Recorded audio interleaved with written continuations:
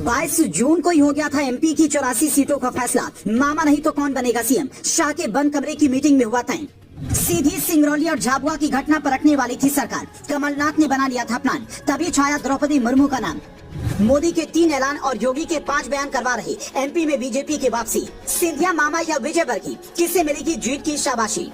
मध्य प्रदेश में भले ही वोटिंग 19 नवंबर 2023 को हुई हो, लेकिन 84 सीटों का फैसला इस तारीख से ठीक 1.5 साल पहले ही हो गया था। 22 जून 2022 की तारीख मध्य प्रदेश में शिवराज सिंह चौहान के लिए काफी यादगार तारीख रही है। देश के 10 करोड़ वोटर्स इस तारीख को कभी नहीं भूल पाएंगे, क्योंकि इस दिन पीएम मोदी ने एक सियासी तीर से 7 बड़े राज्यों को भेज दिया था। ये राज्य थे मध्य प्रदेश, छत्तीसगढ़, राजस्थान, झारखंड, उड़ीसा, गुजरात, पश्चिम बंगाल और आंध्र प्रदेश, जिनमें से मध्य प्रदेश में बीजेपी को इस फैसले से तत्कालिक फायदा मिला, क्योंकि ये फैसला किसी योजना से जुड़ा नहीं था, बल्कि सीधे तौर पर एक बड़े समुदाय के सम्मान से जुड़ा था। आप समझ गए होंगे, हम आदिवासी समुदाय की बात कर रहे हैं। दरअसल 22 जून को बीजेपी ने उड़ीसा के एक छोटे से गाँव से आने वाली द्रौपदी मुर्मू को राष्ट्रपति उम्मीदवार घोषित किया था, जिससे सुनते ही आदिवासी समुदाय ने ये तय कर लिया था कि जिस पार्टी ने हमें सम्मान दिलाया, हम उसे नहीं भूलेंगे। अगर मध्य प्रदेश की बात करें तो यहाँ 230 में से 47 सीटें आदिवासी बाहुल हैं, जबकि कुल 84 सीटों पर आदिवासी ही विधायक तय करते हैं। इसीलिए मध्य प्रदेश में जैसे ही चुनाव का ऐलान हुआ,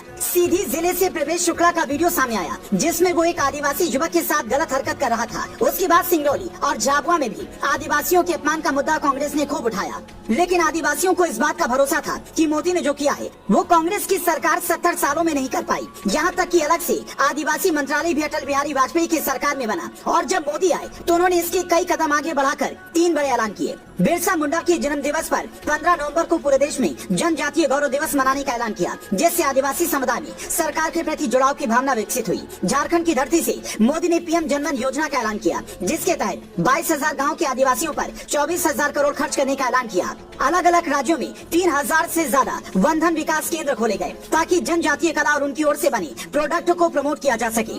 इधर पीएम मोदी जब इन योजनाओं को प्रमोट कर रहे थे, तो दूसरी तरफ सीएम योगी अपने बयानों से आदिवासी समुदाय को जोड़ने में लगे थे। 2 साल पहले ही सीएम योगी ने कहा था कि यूपी के सोनभद्र में कांग्रेस नेताओं से जमीन खाली करवाकर आदिवासियों में बांटेंगे। हर साल दिवाली पर योगी खुद वनटांगिया समुदाय के लोगों के बीच में जाते हैं और उन्हें ये बताते हैं कि सरकार हर वक्त उनके लिए खड़ी है। इस जनजाति की महिलाओं के लिए योगी सरकार खुद कई तरह की योजनाएं चला रही है। योगी साहब कहते हैं, हमारा मकसद समाज के अत्यंत पिछड़े वर्ग तक पहुँचना है।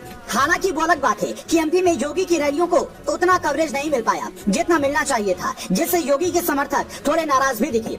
पर ये उम्मीद है कि बीजेपी वापसी करने जा रही है, इसलिए अमित शाह ने घंटों तक बंद कमरे में कैलाश विजयवर्गीय के साथ चर्चा की, जिससे लेकर मीडिया में खबर आई कि विजयवर्गीय ने ये कहकर पल्ला झाड़ दिया कि चुनाव पर कोई बात नहीं हुई है। पर जनता ये जानना चाहती है कि बीजेपी चुनाव जीती तो शाबाशी किसे मिलेगी, शिवराज सिंह चौहान, ज्योतिरादित्य सिंधिया या कैलाश विजयवर्गीय को, क्योंकि मोदी शाह के आदेश पर सबसे बेहतर मैनेजमेंट किसने किया, ये पार्टी कार्यकर्ता भी जानना चाहेंगे। आपको क्या लगता है, जीत का सहरा किसके सिर बनना चाहिए, सीएम पद पर बीजेपी को किसे बिठाना चाहिए?